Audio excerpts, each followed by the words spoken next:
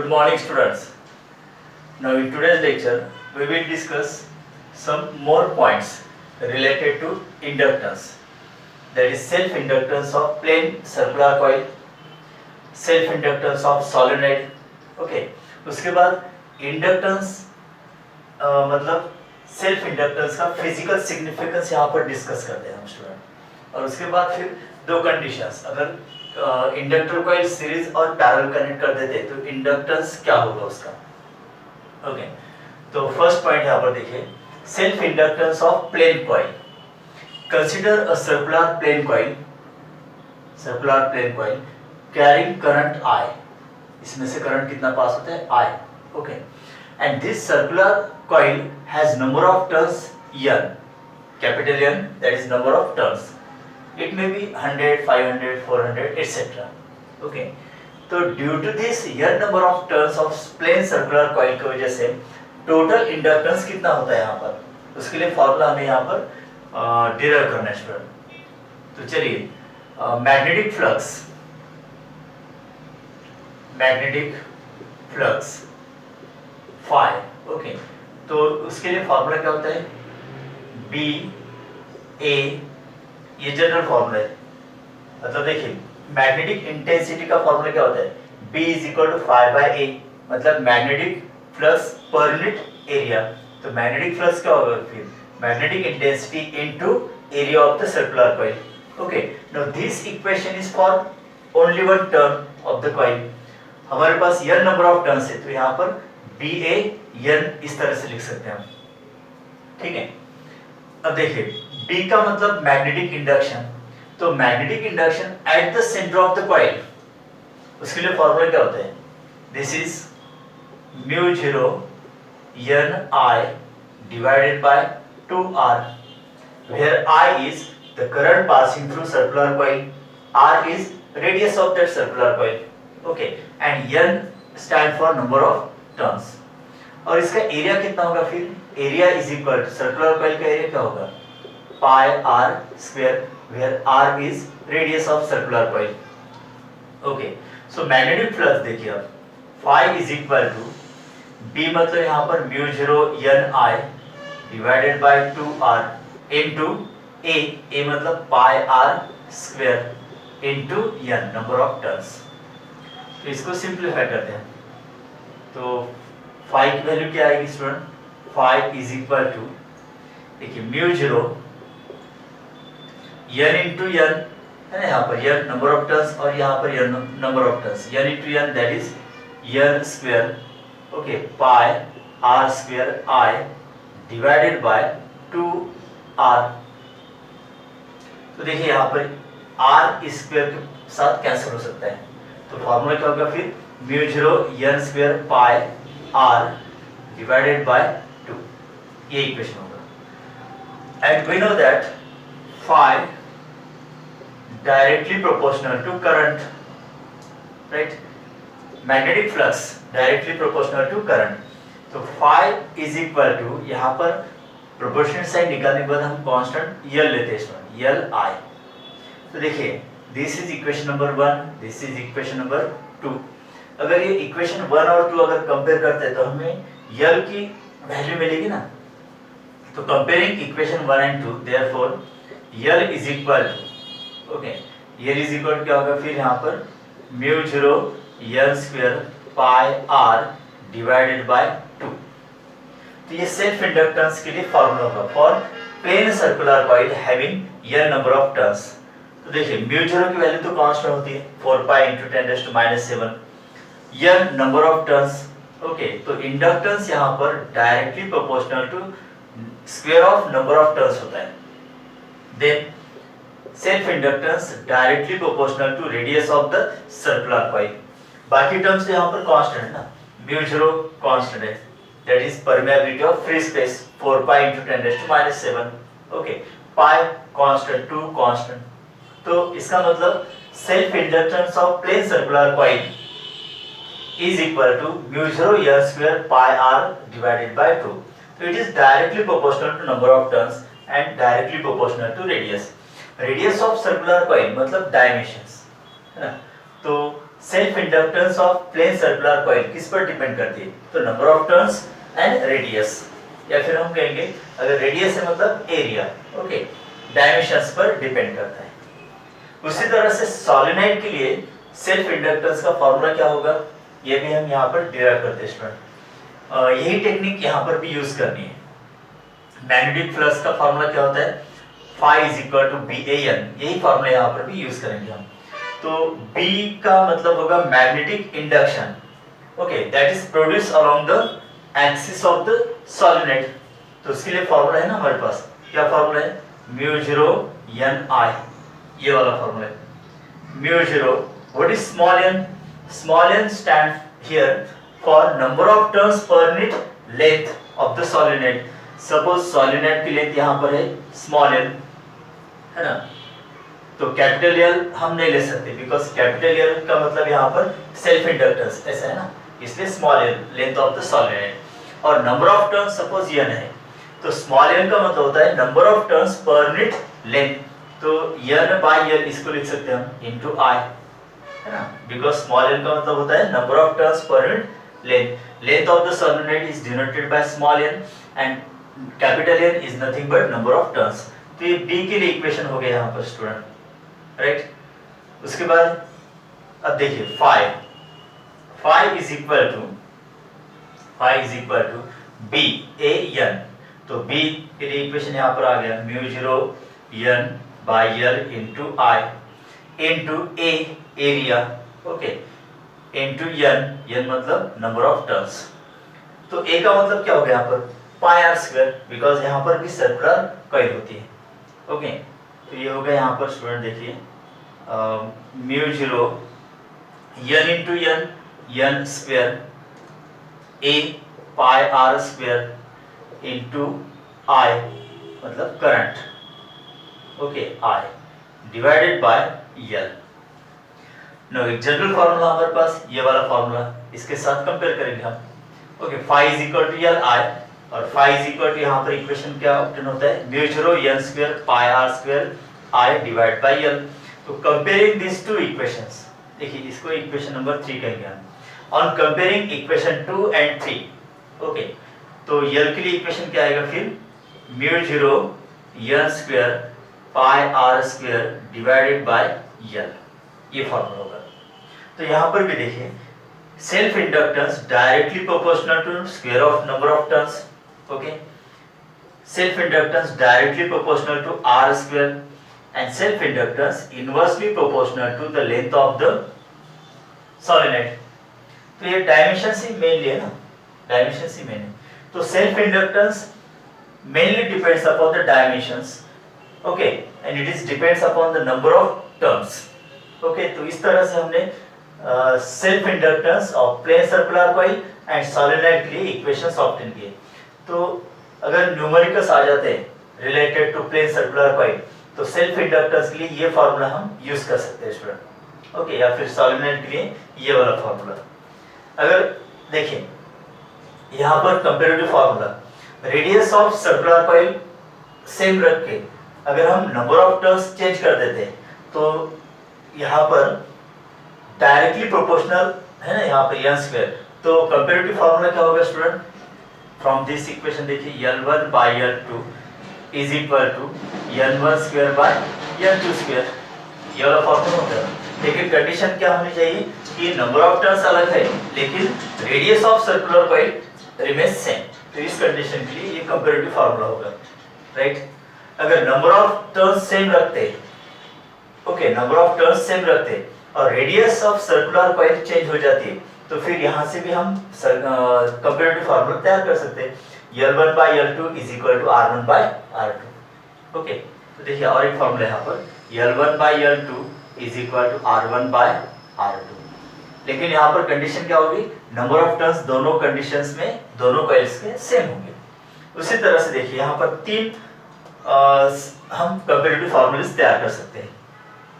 यहाँ पर यही फार्मूला होगा L1 by L2 is equal to N1 square by N2 square।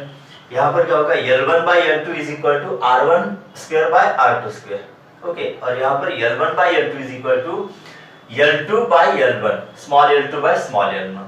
देखिए L1 by L2 is equal to small l2 by small l1, ये वाला formula. यहाँ पर होगा L1 by L2 is equal to R1 square by R2 square, और यहाँ पर L1 by L2 okay is equal to N1 square by N2 square। देखिए इस तरह से हम different formulas according to condition given in the MCQ और numericals हम यूज कर सकते हैं। तो मेनली देखिए self inductance of plane coil हो या फिर सॉलिनॉइड हो, it is directly proportional to square of number of turns, right. देखिए लास्ट लेक्चर में हमने self inductance, mutual induction, okay, और यहाँ पर फिर प्लेन सर्कुलर कॉइल और सॉलिनॉइड के लिए सेल्फ इंडक्टेंस का फॉर्मूला ये यहाँ पर डिस्कस किया। अब सेल्फ इंडक्टेंस का फिजिकल सिग्निफिकेंस क्या है? देखिए जैसे हमने रोटेशनल मोशन में देखा था, physical significance of moment of inertia, physical significance of radius of gyration, उसी तरह से सेल्फ इंडक्टेंस का इंपॉर्टेंस क्या है फिजिक्स के अंदर, ओके। तो यहाँ पर ये पॉइंट हम डिस्कस करने वाले हैं। देखिए सेल्फ इंडक्टेंस अभी तक आपको क्या क्लियर हो गया है?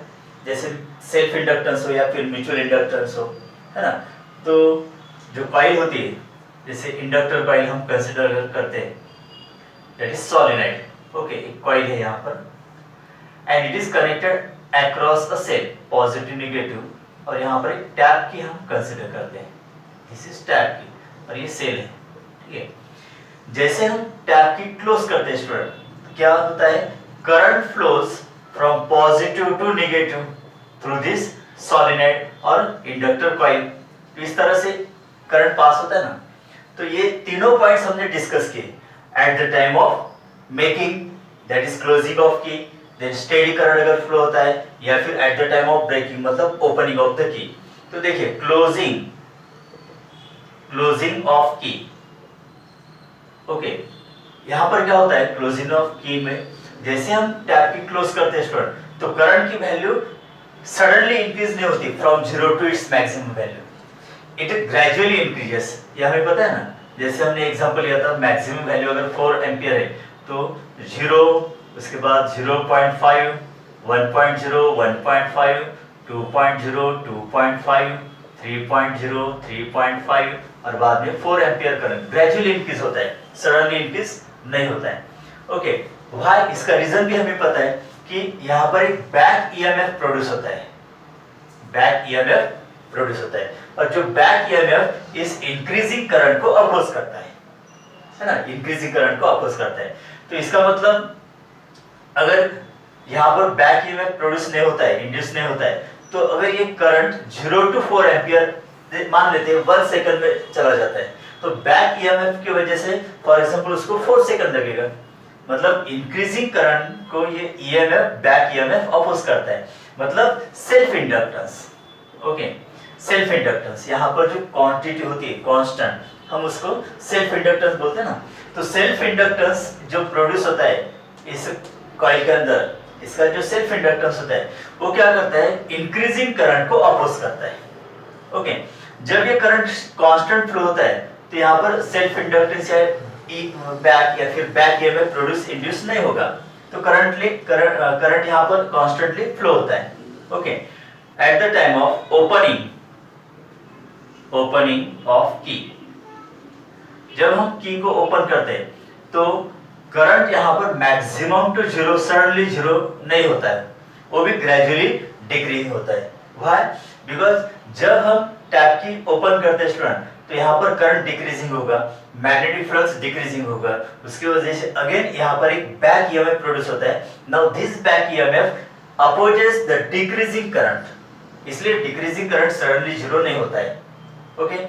इसका मतलब देखिए यहाँ पर कि self inductance in the solenoid और self inductance in the coil opposes the change in current.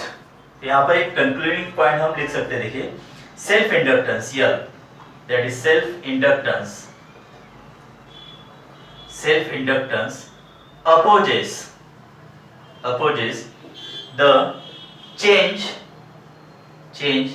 in current, जैसे at the time of closing the key current increasing होता है, तो उस इंक्रीजिंग करंट को अपोज करता है, ओके।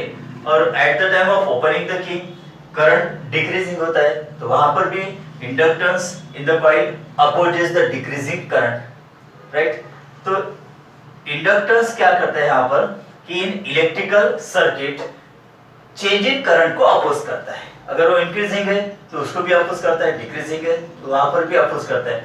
तो self inductance opposes the change in current in electrical circuit, in electrical circuit.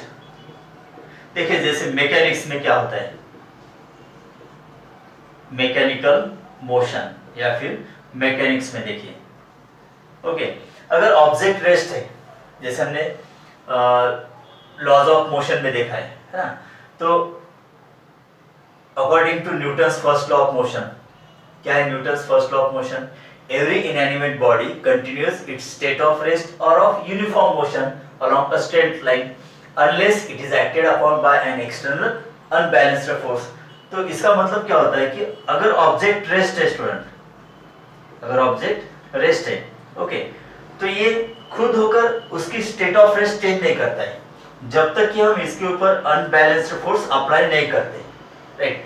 जब तक हम अनबैलेंस्ड फोर्स अप्लाई करते हैं तो इसकी पोजीशन चेंज हो जाएगी, अदरवाइज नो।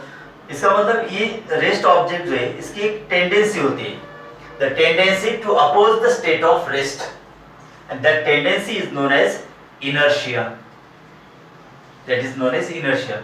या फिर अगर ऑब्जेक्ट यूनिफॉर्म मोशन में है, ठीक है, तो यूनिफॉर्म मोशन में ही रहने की कोशिश करता है। तो uniform motion, state of uniform motion कब चेंज होता है? जब हम उसके ऊपर एक्सटर्नल अनबैलेंस्ड फोर्स अप्लाई नहीं करते, तब तक वो यूनिफॉर्म मोशन में रहने की कोशिश करता है। ये जो टेंडेंसी होती है ऑब्जेक्ट की, okay, that is known as inertia. देखिए इनर्शिया का मतलब क्या होता है? The tendency of object to remains in the state of rest or of uniform motion is known as inertia. Okay, हमें पता है inertia directly proportional to mass of the object. मान लेते हैं यहाँ पर 10 किलोग्राम ऑब्जेक्ट है ना, अगर इसकी स्टेट ऑफ रेस्ट चेंज करनी है तो हमें कुछ फोर्स अप्लाई करना होगा। अगर मास यहाँ पर 100 किलोग्राम है तो बहुत ज्यादा फोर्स अप्लाई करना पड़ेगा।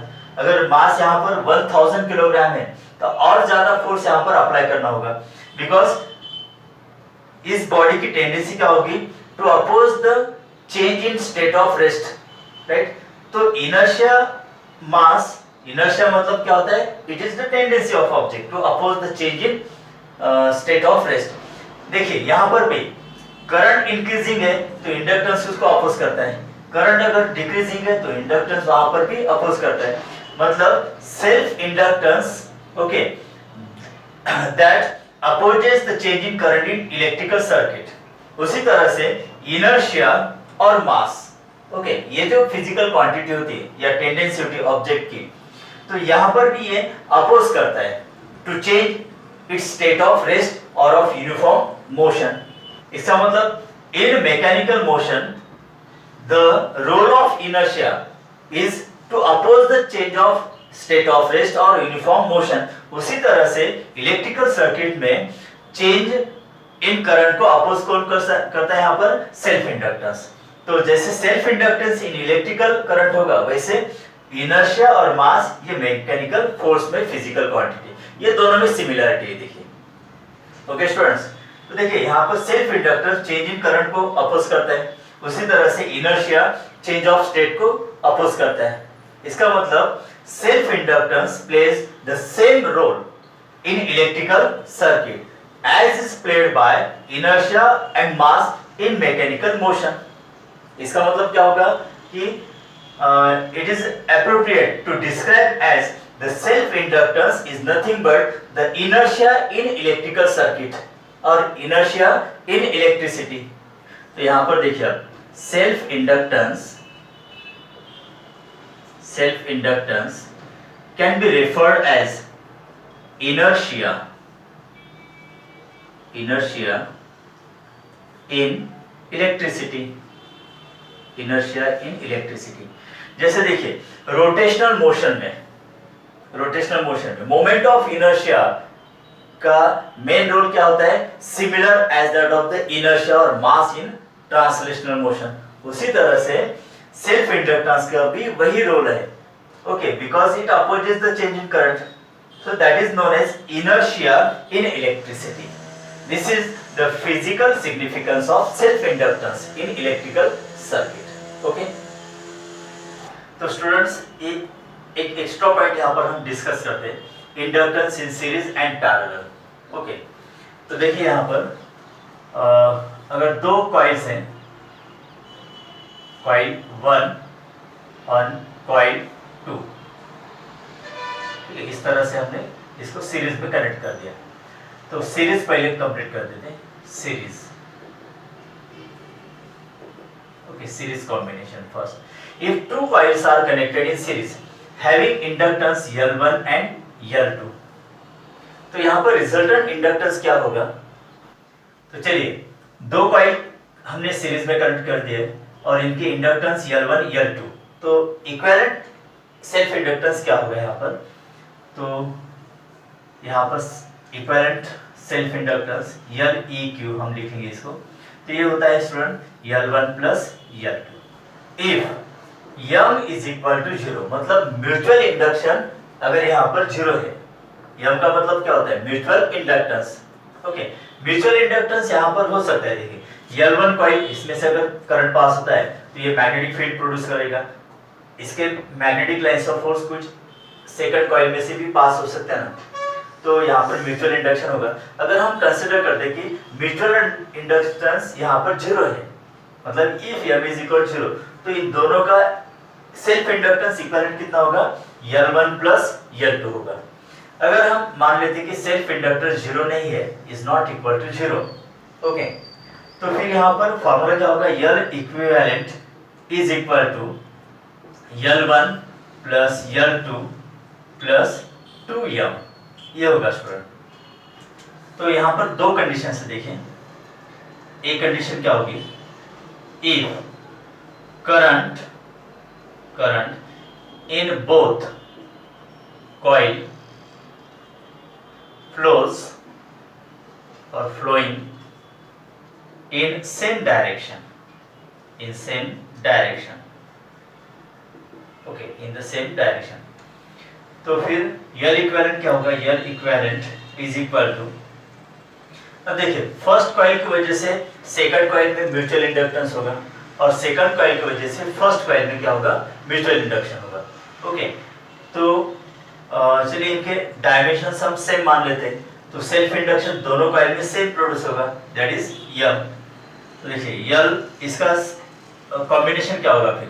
सेल्फ इंडक्टेंस और mutual inductance L1 plus m, okay, plus L2 plus m, ये सेकंड के पास L2 प्लस m, ओके। तो अगर इसको कंप्लीट करते हैं तो इजी नहीं है, L1 plus L2, L1 plus L2, m plus m, that is 2m। तो ये किस कंडीशन के लिए? अगर करंट दोनों कॉइल में से सेम डायरेक्शन पास होता है। ओके, यहाँ पर बी कंडीशन ऐसे दी कि if current in both flowing in opposite direction, चलिए ऐसी इलेक्ट्रिकल सर्किट हम कंसीडर करते हैं कि दोनों कॉइल में से करंट अपोजिट डायरेक्शन में फ्लो होता है, तब L इक्विवेलेंट यहाँ पर क्या होगा? दोनों का डिफरेंस होगा। मतलब क्या होगा? देखें कि L1 प्लस M1, ओके, तो यहाँ पर माइनस होगा स्टूडेंट, यस, ये माइनस होगा, बिकॉज देखिए अगर करंट की डायरेक्शन अपोजिट है तो फिर सेल्फ इंडक्टेंस भी अपोजिट डायरेक्शन होगा, तो L1 माइनस m, तो डिफरेंस होगा यहाँ पर। जैसे सेम डायरेक्शन है तो दोनों की एडिशन होगी, अपोजिट डायरेक्शन तो डिफरेंस होगा, प्लस अब यहाँ पर क्या होगा? L2 माइनस m, तो इसको अगर कंप्लीट करते हैं तो ये क्या होगा? L1 plus L2 minus m minus 2m होगा। ओके, तो यही फॉर्मूला है, तो हम यहाँ पर प्लस माइनस इस तरह से लिख सकते हैं। तो प्लस कब लेना है? अगर दोनों में से डायरेक्शन ऑफ करंट सेम है, अगर डायरेक्शन ऑफ करंट अपोजिट है तो यहाँ पर फिर माइनस लेना है। ओके, उसके बाद नेक्स्ट यहाँ पर पैरेलल वाली कंडीशन डिस्कस करते हैं। पैरेलल, ठीक है, पैरेलल कंडीशन। पैरेलल कंडीशन मतलब अगर एक कॉइल इस तरह से है, ओके, और दूसरी कॉइल उसको अगर हम पैरेलल कनेक्ट कर देते हैं इस तरह से, तो सेल्फ इंडक्टेंस L1 L2 होगा, और फिर म्यूचुअल इंडक्शन फर्स्ट कॉइल की वजह से सेकंड में या सेकंड कॉइल की वजह से फर्स्ट में, दोनों का म्यूचुअल इंडक्शन सेम रहेगा, लेट इट इज यम। तो पैरेलल कॉम्बिनेशन में क्या होता है देखिए कि 1/L इक्विवेलेंट, देखिए ये फॉर्मूले किस तरह के, resistance is connected in series, resistance is connected in parallel, वही टेक्निक यहाँ पर याद रखनी है आपको। तो 1/, तो यहाँ पर क्या होगा L1 प्लस यम, ओके, प्लस 1/L2 प्लस यम, तो इसको आप कंप्लीट कर सकते हो स्टूडेंट, ओके। तो ये कंडीशन कब लेनी है, if M is not equal to 0, अगर if M is equal to 0, mutual मतलब दोनों के बीच डिस्टेंस इतना ज्यादा है कि सेल्फ इंडक्शन जो होता है प्रोड्यूस फर्स्ट और सेकंड कॉइल, तो उसकी वजह से म्यूचुअल इंडक्शन यहाँ पर नेग्लिजिबल होगा, मतलब यम की वैल्यू 0 होगी, तब हम यहाँ पर 1/L equivalent is equal to 1/L1 plus 1/L2, तो देयरफॉर L इक्विवेलेंट का फॉर्मूला क्या होगा, L1 L2 divided by L1 plus L2, ये वाला फॉर्मूला होगा, राइट। तो देखिए इस तरह से हार्ड लेवल एमसीक्यूज आपको पूछे जा सकते हैं, तो वहां पर ये फॉर्मूलाज आप यूज कर सकते हो स्टूडेंट, ठीक है, राइट।